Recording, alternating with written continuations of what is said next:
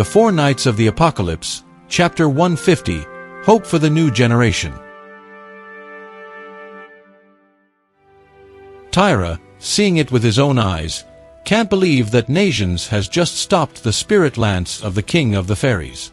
And that makes Mata ask, "Nations, what are you?" And so does Worlden, who also wonders, what kind of being was that child? How could a mere boy stop the spirit lance?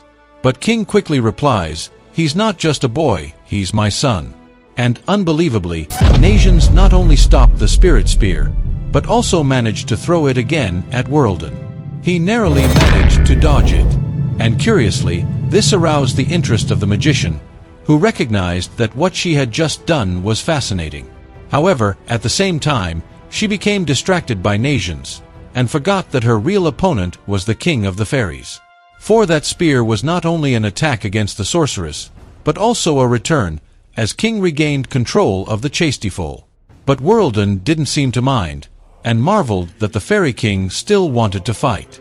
However, the King was willing to break his own limits, regardless of the consequences, in order to defeat the enemy once and for all.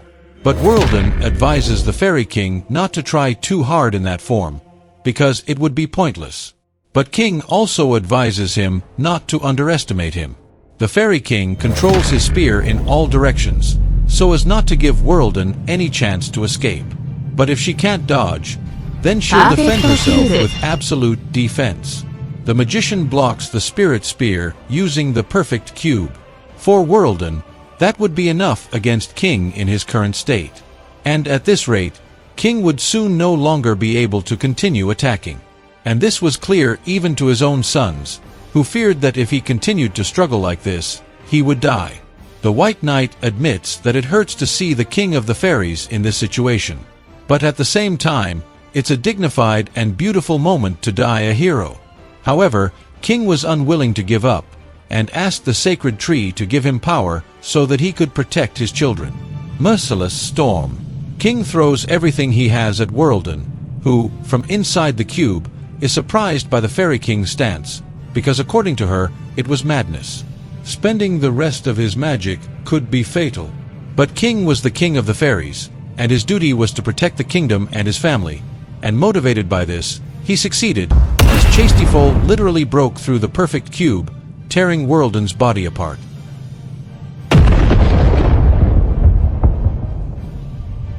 That was the King's last attack, where he finally managed to take down the White Knight. And despite his condition, everyone is happy. Tyra says that his father did very well, while Myrtle praises his father's offensive. Nations, on the other hand, exults and collapses, while an impressed Diane rushes towards him, asking how he stopped the spirit lance. The herbalist says he's not sure, but that a voice rang out in his head, a voice he believes he's never heard before, and that as soon as he realized it, that giant spear was already frozen in front of them. But after hearing this, Tyra believes that Nations has undoubtedly heard the voice of the sacred tree. But right now, what Nations really needed was a little warmth, a mother's affection, and Diane was there for that. The giant thanked Nations for everything she had done, but he ended up saying it was no big deal. But Diane, looking into Nations' eyes, says, "I couldn't do anything for you, but you still protected our family." And that expression on Nations' face would melt any heart. And returning to the top of the tower, we can see a very weak King descending to the ground. But even though he was in that state, his greatest concern was for the children. King asks if everyone is all right.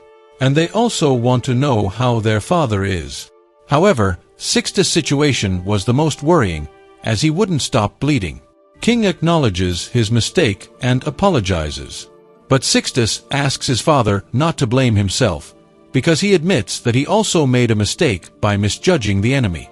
However, King realizes that he needs to heal his wound as soon as possible. Sin then walks over to the elixir. Just as he is about to pick it up, another hand grabs it too.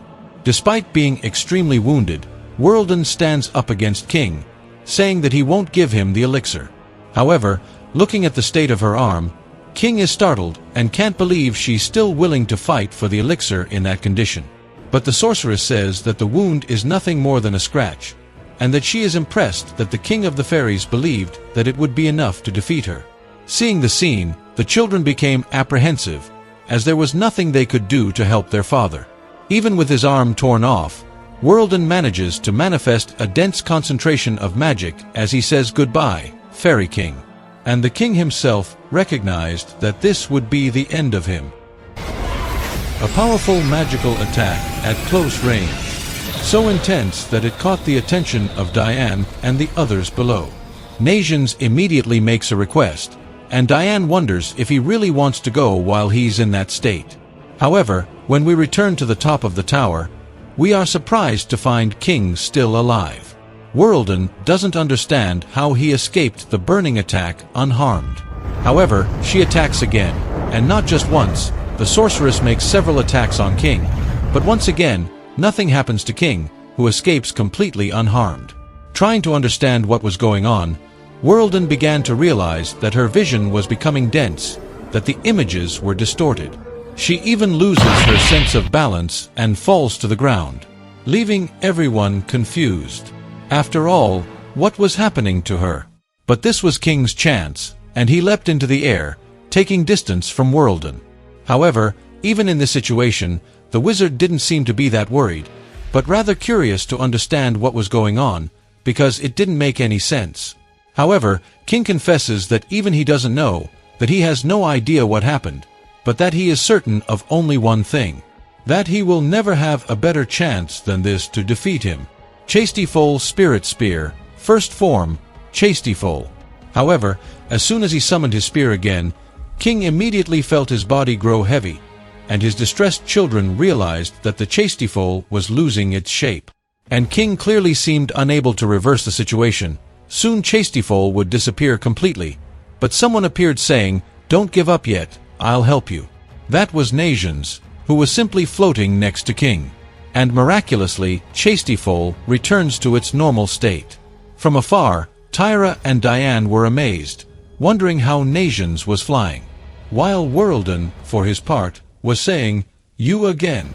Venom Melegoland. That was the name of the poison that was affecting Worldin. Nations explained that it was a slow-acting poison that alters the semicircular canals and drastically reduces not only the sense of direction, but also precision and the ability to evade, and that he put this enchantment on the spear the moment he threw it at her. And even if he calls it a scratch or not, it doesn't matter, because the poison won't allow her to escape the next attack. And discovering that this is what happened, that boy enchanted the spear for a counterattack, that it was a poison enchantment, makes Worldin even more fascinated. From the start, she had imagined that it wouldn't be easy, but this is undoubtedly a perfectly unexpected turn of events. However, King and Nations waste no time in teaming up to control and launch Chastifol. This time, it hits Worldin full on, literally ripping his body apart. With the union of King and Nations, and father and son, an unimaginable magical power has exploded. This will be the end of the White Knight. We'll find out in the next chapter, entitled, "This is Not a Tragedy."